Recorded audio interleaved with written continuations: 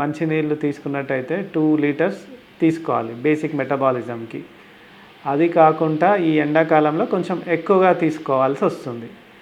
అంటే suppose 3 litres తీసుకోవాలి. తీసుకోవడం ద్వారా మనం ఆ డీహైడ్రేషన్కి లోనవ్వకుండా ఉంటాం.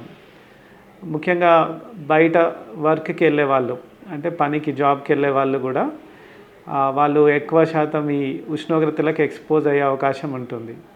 2 వీలర్ మీద వెళ్ళే వాళ్ళు కానీ, బస్సుల్లో వెళ్ళే వాళ్ళు కానీ నార్మల్ కంటే కూడా ఎక్కువ వాటర్ తీసుకోవడం ద్వారా వాళ్ళు ఈ సన్ హీట్ ఎగ్జాషన్ అంటాము. హీట్ స్ట్రోక్, హీట్ ఎగ్జాషన్ అని 2 ఉంటాయండి. మనం తీసుకున్న వాటర్ సరిపోకుండా బాడీ డీహైడ్రేట్ అయ్యి నీరస పడిపోవడం అనేది హీట్ ఎగ్జాషన్ అంటాము. హీట్ స్ట్రోక్ అంటే వడదెబ్బ అంటారు. హీట్ స్ట్రోక్ ఉన్న వాళ్ళంటే వాళ్ళని వెంటనే మనం డాక్టర్ దగ్గర తీసుకెళ్ళడం ద్వారా వాళ్ళని క్యూర్ చేయడానికి మనకు హెల్ప్ అవుతుంది.